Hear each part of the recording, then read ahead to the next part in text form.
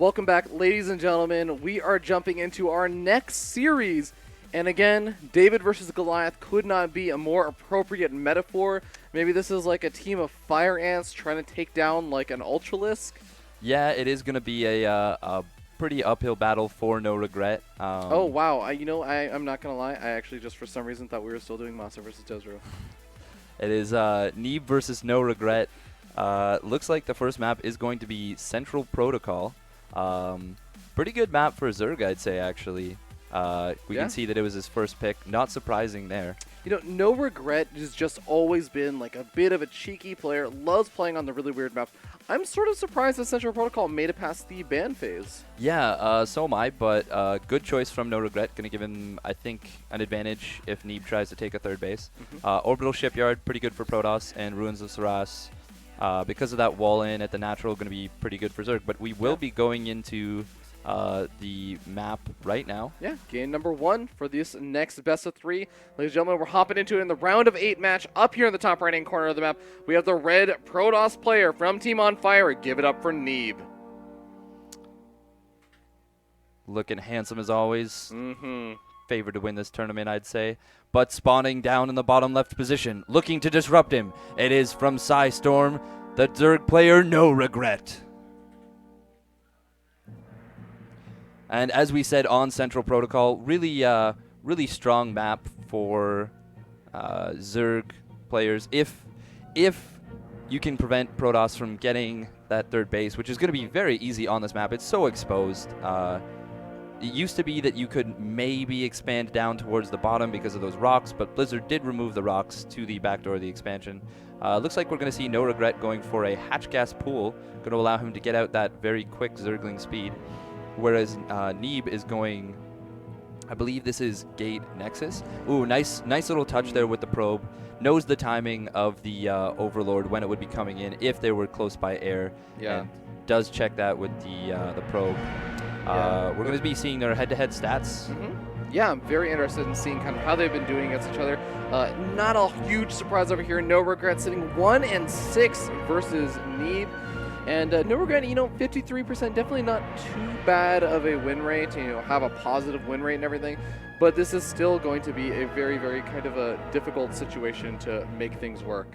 Yeah, this is definitely, I'd say, an advantage for Neeb. Oh, nice harassment there with the probe. Messing up that double stacking. NoRegreT does fix it, but Neeb ends up getting away with 5 minerals. Gonna see the gas timing, though, which is obviously much more important. Yeah, watch that probe return those 5 minerals, and it's going to be exactly enough to build the next Nexus in the space trade. That's probably, of course, going to happen. But, let's talk about why Central Protocol is considered a Zerg favorite map, because it's a very weird map. The main base is so far from the natural. The wall in between the main and the natural is so weird. Yeah, it's actually not so much the natural that makes it such a Zerg favorite map. You do have that kind of far away... third expansion. Third expansion, yeah, but the far away ramp from the main. It's not actually a ramp, so you always have high ground with Ravagers. But the ramp to the natural is high ground, so as long as you can wall that off, which Neeb does have the pylon to do. Oh, wow, actually doesn't manage to get those Zerglings. Is going to be scouting with the Adept Shade at forward. I like this, actually, going for the double gateway. Knows he's playing against NoRegreT. Going to be playing a little bit safer. NoRegreT going for a probe. Actually going to get... maybe 2. Oh, no target fire from NoRegreT. On the other side of the map, we have Neeb. Was harassing with the Adept. Not sure where it went. Oh, just there it is.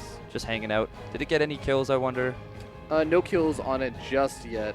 Nice, really nice timing on that shade cancel. Yeah, that's the thing about Neeb is that he does this great job with sending in those Adept Shades and then leaving with them immediately and trying to keep that Adept alive as long as possible. It looks like this Adept may be going down. NoRegreT getting very close. Oh, the shade just goes through, but the Queen snaps its neck. Queen snapping it out. This is actually very interesting. We see a Baneling Nest coming down from NoRegreT. I whisper because it's so sneaky. Oh, he actually cancels Wait it. a second, hold on. Did Neeb see that Baneling Nest? Is that what just happened over there? I he did not know. Think so. No, he Maybe didn't. that was a reconsideration. Maybe he thought that Oh, the wow. Adept had seen it for some reason, but whoa, Double whoa, Stargate whoa. and +1 ship weapons. This is kind of awesome to see out of Neeb right now. You know, Neeb in PvZ for a very long time, he was so resistant to go for those Stargate plays. He said, you know, I know it's what the Koreans do, but it's not what I like doing. And eventually he did sort of cave, and he says, you know, this is sort of what you have to do against Zerg players to play safely. If you're worried about the Mutalisk transition, you have to have the Phoenixes out. Yeah, and it's really nice on a map like Central Protocol, where it's going to be hard to take that third base, so you kind of want to force your opponent to Be more defensive. be more defensive. They're going to have to build probably 2 spores in each base.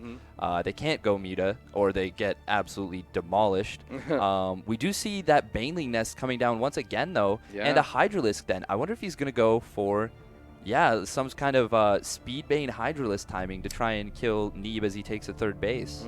And yeah, that's the big thing. You were talking about this earlier, the hard to take third expansion, and that is going to be one of the critical things about Neeb's strategy that he has to figure out if he wants to make this work. This double Stargate opening, it's going to be great at, you know, putting on pressure with the Phoenixes and everything, but against just a massive swell of both Zerglings as well as even, I would say, you know, Banelings, Phoenixes may be struggling a little bit at the defense. Yeah, and we see NoRegreT. This has been a bit of a problem for him this tournament. He gets supply blocked once again, and it's a bad supply block. It hurts. This supply block is really painful right now, and it's going to be at a really important time where he really need to be making units so that he could defend against, you know, the Phoenix harassment, the Adepts coming into the natural expansion, also getting some damage done. Killing off already 4 or 5 drones. Yeah, Adepts are going to get cleaned up, though, and the Phoenixes are still killing off more Overlords. Oh my god, is NoRegreT going to get supply blocked again soon?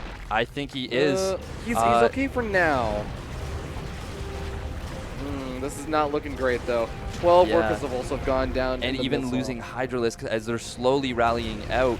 Yeah. This is a really rough situation for NoRegreT, and he's actually behind in supply. Nice target fire on that Phoenix, but with only 2 Hydralisks, it's not enough. And he is even going to lose one and another with the rallying Graviton Beam. Yeah, and NoRegreT trying to do a counterattack on the other side of the map. Nice positioning on those Adepts, though. Yeah, I'm also surprised. Yeah, going just right-clicking down that third expansion, you may be able to get it and at least do something in this situation to try and equalize. It's going to be pretty close. Actually, wow, a cancel there. Big mistake from Neeb. NoRegreT had canceled the target fire.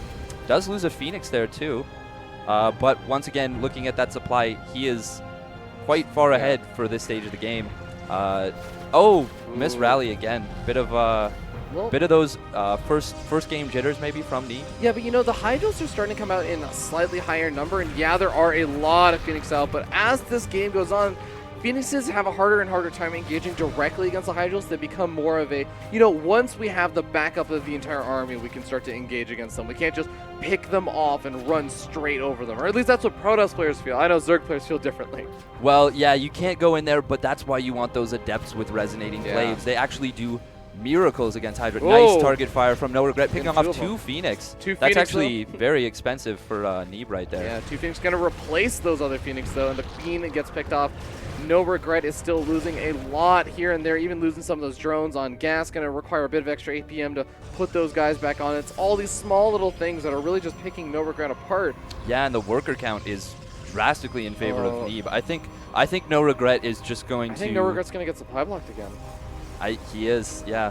This is... There it is, 114 on 114, and he doesn't have an Overlord on the way. This is really killing him. Meanwhile, we have the double Robo production starting up from Neeb. As weird as it seems, that Adept is slightly out of position. A lot of DPS can come down on the Lings. Does block the wall in, so that's good. But it had about 3 or 4 Lings attacking it at once. You want it kind of deeper in that wall. All right, but here we go. We have the Lurkers now coming out. Double robotic facility, as you said, is going to be getting out a ton of these Immortals very, very quickly. And there is a single Observer out of the map, but there's no Oracle out to do detection for those Lurkers. It's really just going to be that single Oracle. And if that is, there's a good pick-off with these Hydras and the Overseer. He can actually do a lot of damage over here.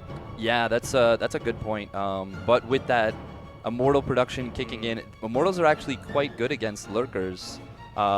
Especially if you can pick a couple of them up with the Phoenix. But still, this is a pretty scary push. He's ahead on army supply. That's not a very big army from Neeb.